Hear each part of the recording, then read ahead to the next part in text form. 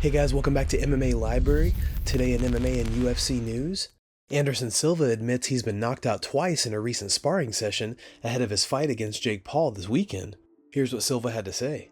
5 guys come to help me, and the last sparring with Eliezer is my partner. He's knocked me out 2 times, and when I finish the training, I talk to my coach Nico and say, Coach, why the guys knocked me out 2 times? And the coach say, you need to prepare for war.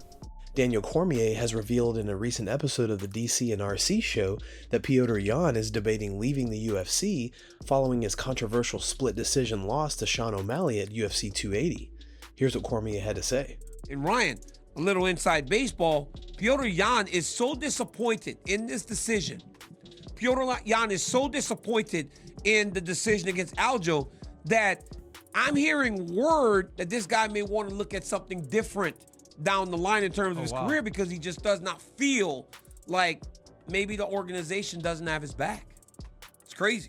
Joe Rogan also weighed in on the Yan O'Malley fight and said that when it ended, he thought Petr Yan won as well. Did you see the Sugar Sean fight? Yes, I did. Yeah.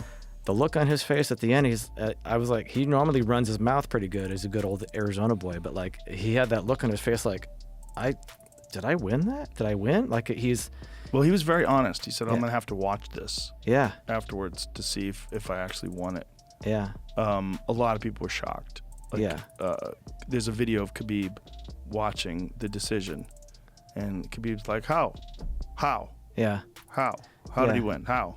I'm not denying that I thought Petr Yan won because I did think he won at the end of it. What do you guys think?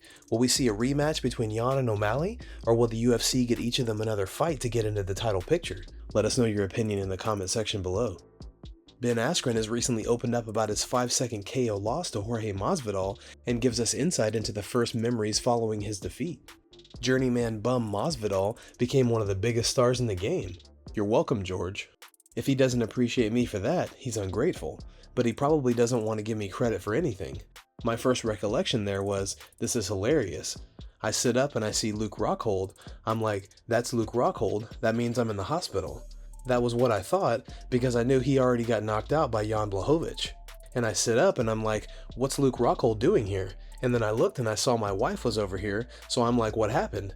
And she's like, it wasn't good.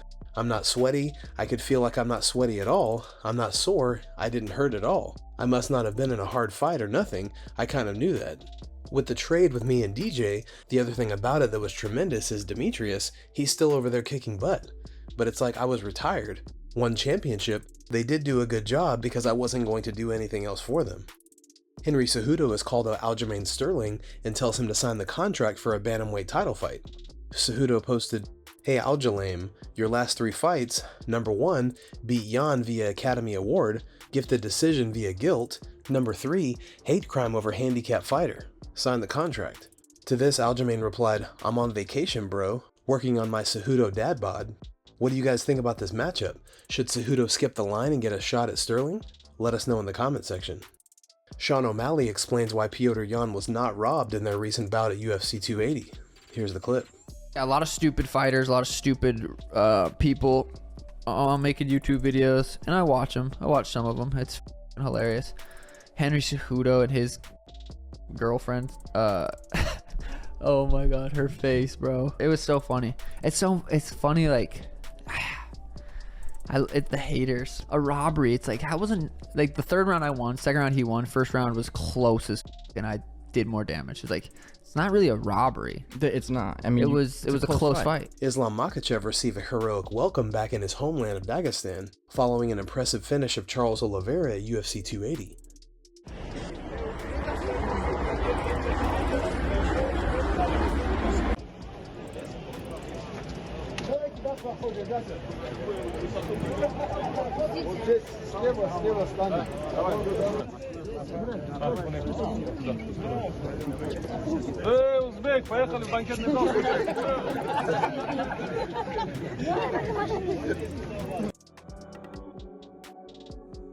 In a recent episode of the Weighing In podcast, Big John and Josh discussed this weekend's fight between Anderson Silva and Jake Paul.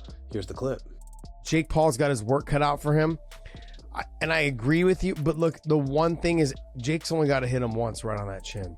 Now, it can go the other way around, too. I know that Anderson's only got to hit him once right on that chin. But when I'm looking at the youth is going to play a huge factor on who gets knocked out.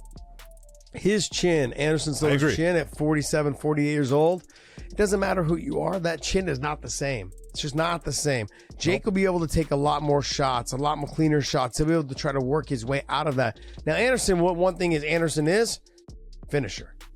He gets you in trouble, he's going to find a way to get you out. He's very accurate with his shots. He uses his footwork to make sure that he stays out of your line of sight. After he does rock you and hurt you, he will create, like you said, different angles to keep you guessing on which direction the punches are coming. He's also someone, maybe he won't do it, maybe he will, but he'll switch stances on you and make you fight different ways and see where you're at. You've said this a couple of times.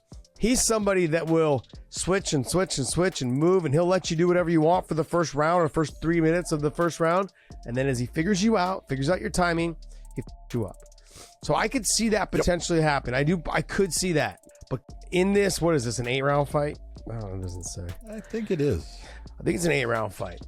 That's a lot of rounds. Are they 2 rounds? It's 8 rounds. How long are the rounds? 3 minutes? Oh, they're 3-minute rounds. 3-minute rounds? Okay.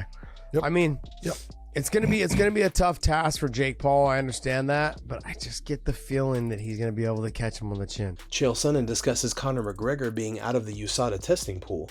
I'm excited to see how Conor is going to maneuver his current situation. Now, Conor's got a unique spot in that it has been revealed he is out of the USADA testing pool. Re-entry into that pool is 4 months. Now, you guys might be reading something different, but it is a big deal that the current media report is saying 6 months for Conor. It's a big deal for one reason, which is just that feels long, and 6 months is just more difficult. Now, that's not insurmountable, but it does put Conor in a different position. I'm sure Conor has the answer. Conor comes out and he looks big, and then it gets revealed that he's not in the USADA testing pool. Conor's taking anabolic agents. No, guys. 2 + 2 does not equal 4. Not if that's your 2 and you're adding it to the other 2. I mean, it's just not that way. Conor did not look overly strong. By the way, that's not what you saw in those pictures. You saw a guy that was bloated. Why would he be bloated? Well, he's bloated because he's not sweating out 6 pounds a day like his body's used to doing and had done every day for the last decade. So it retained a whole lot of water weight. I mean, first off, I'm just sharing with you what those pictures look like. Oh no, Chael, look closer. He's ripped up. Conor's always been ripped up. Uriah Hall discusses his retirement from MMA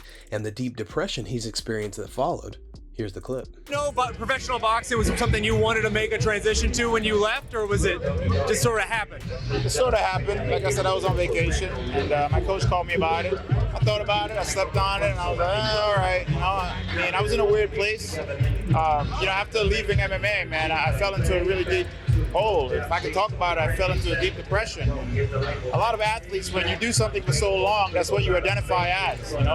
You're a football player only, or you're a fighter only, and people don't see that. You walk outside, you're like, wait, there's nothing else for me to do? And I spent the last 20 years of my life committing myself, my soul, to one attribute, and then all of a sudden it's gone, it's taken away. So it was some really dark, deep places, and luckily I had the right people around me to support me. I mean, when I say I felt depressed, I even at one point looked at my firearm like, wait a minute, I can go down a really dark path if I don't get out of this. And people don't talk about that. Depression is a real thing, and if you don't have the right support group, support system, you won't get out of it, man. If you look at like people like Robin Williams, all those type of people, you're like, how the f*** did you yourself? I get it. Like at that moment, I finally understood. So luckily I had the right people to get me out. Guys, thanks so much for checking out the video. If you like the content we do here on this channel, don't forget to like and subscribe to MMA Library for all the latest MMA and UFC news. We'll see you in the next video.